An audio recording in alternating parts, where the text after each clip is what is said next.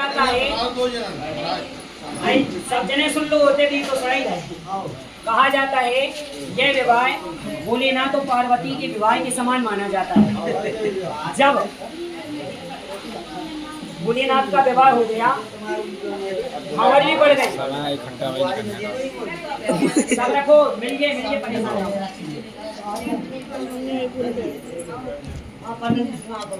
भावर भी पड़ गई और भोले बाबा का माँ पार्वती जी के साथ विवाह भी हो गया।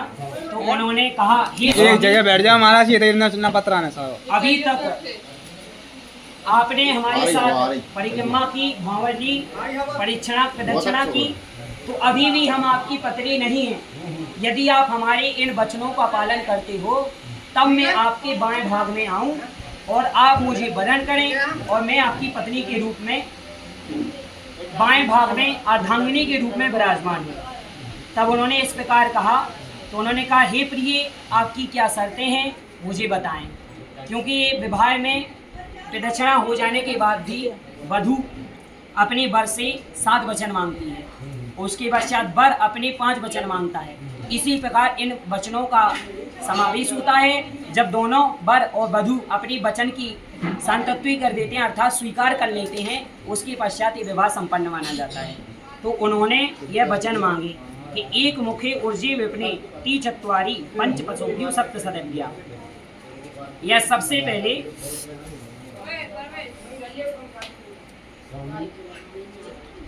पहले ये जो वचन थे ये वधू ने मांगे।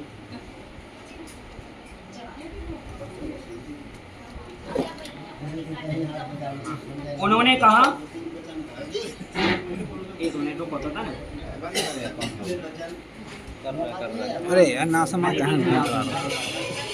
अब उन्होंने ये कहा कि एक मुखे ऊर्जी विपरीत ती चत्वारी पंच पशुभ्यो सप्त सदव्या, अर्थात दूल्हा या लड़के से वर से वधू प्रार्थना करती है कि हे नाथ, आज से मैं आपकी अर्धांगिनी होती हूँ, तो मेरी इन वचनों का सदैव ध्यान रखना।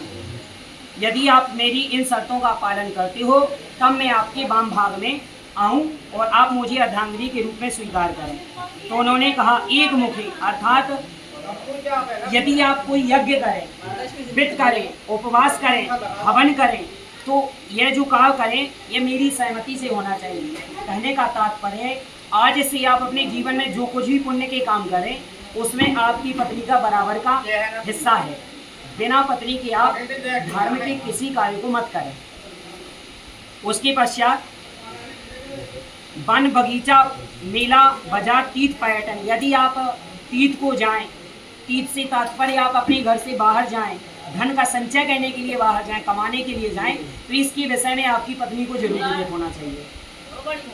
और दूसरा वचन, हाँ, उसके पश्चात उन्होंने यह कहा कि गाय, भैंस, घोड़ा, पशु, यदि अपने घर में आप जो भी खरीदें, चाहे वो गाड़ी हो, चाहे बैल हो, चाहे वाहन हो, चाहे कुछ भी हो, वो मेरी आज्ञा के अनुसार ही आपको खरीदना है या बेचना है। पता चला कि आपने हमसे नहीं पूछा, वो आपने जो भी गृहस्थी कमाई वो आपने पहले बेच दी, तो फिर हम क्या करेंगे। तो इसके आधार पर उन्होंने ये कहा कि 6 ऋतुएं होती हैं यजमान, इन ऋतुओं में मेरी आज्ञा अनुकूल आपको चलना है। और उसके पश्चात उन्होंने यह वचन कहा कि यदि मेरे से कोई अपराध भी बन जाए, एक मुखे ऊर्जे विपरीत ती चत्वारी पंच पशुभ्यो सप्त सदव्या, अर्थात सप्त सदव्या का अर्थ होता है कि यदि मेरे से कोई अपराध भी बन जाए ये और मैं अपने सभा सखियों, समूहों इत्यादियों में बैठी हूँ, तो वहाँ पर मेरा अनादर ना हो, इस आधार पर सदैव मुझे ध्यान दें, मुझे कोई दंड ना दें, वहाँ मेरे से अनुचित वचन ना कहें या मेरे से कोई गलत बात मत करें। उस स्थान पर इन वचनों को यदि आप स्वीकार करते हो तब मैं आपके वाम भाग में आने को तैयार हूँ। इस प्रकार दुल्हन ने दूल्हे से वचन मांगे।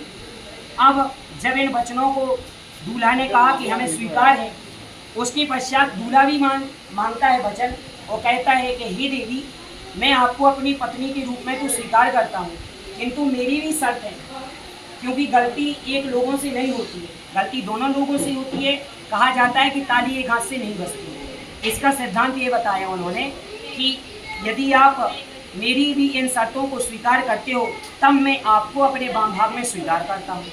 जब उन्होंने यह बताया तो उन्होंने कहा उद्याने मद्यपाने पिता गए गमने मम चित्तम मम वाक्यम निहस युक्त ग्रामम ग्रामम दृष्टि, अर्थात उद्यान का अर्थ होता है वन, उद्यान का अर्थ होता है मध्य रात्रि, उद्यान का अर्थ होता है बगीचा, मध्य दोपहरी वन और मध्य रात्रि।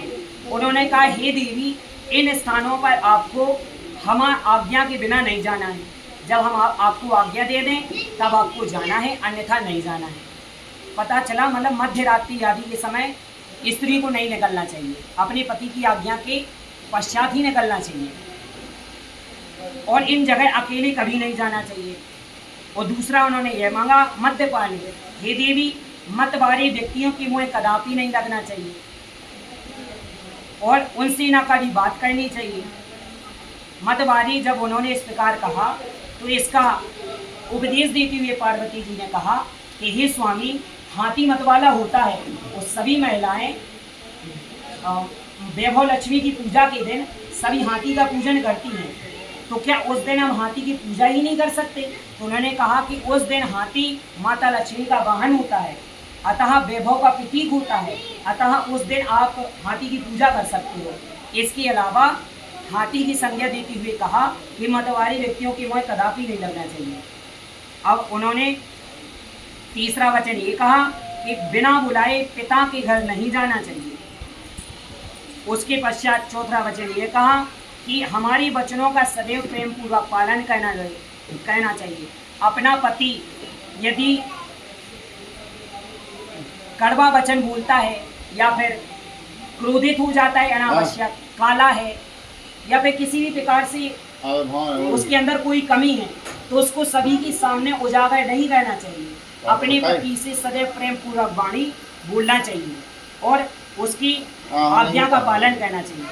उसके पश्चात अनुचित कारण से कभी हंसना नहीं चाहिए और सदैव हमारे परिवार में जो सदस्य हैं, पिताजी हैं, बड़े भैया हैं, इनकी मर्यादा करनी चाहिए और घर में किसी भी बातों को किसी बाहर वाले को नहीं बताना चाहिए। यतः इन वचन को यदि आप मानते हो तब मैं आपको अपनी वाम भाग में स्वीकार करता हूँ। इस प्रकार उन्होंने ये वचन कहे। आप दोनों इस पे हाथ रखो और बोलो हमें सभी वचन स्वीकार है। रखो और इसको फैला दो, क्योंकि ध्यान दें कि ये समझो परीक्षा हो रही है। यदि इन वचनों का पालन नहीं करोगे तो देखो जो बनो जुआ, तो जैसी खेत में बैल लगते हैं उनकी दशा होती है, वैसी तुम्हारी दशा हुई है। बोलो सत्यनारायण भगवान की जय। पकड़ो ओके तो हमें सभी साइड स्वीकार है। किसका दो इधर सो स्वीकार है चलो किसका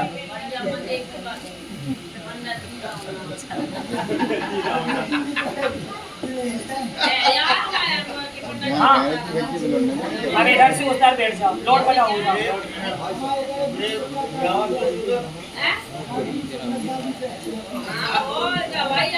चक्कू लगा देते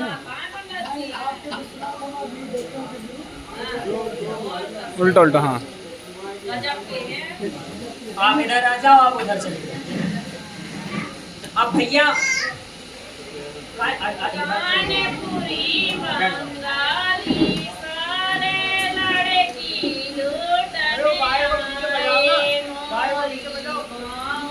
डीजे ना आन दो चाचा,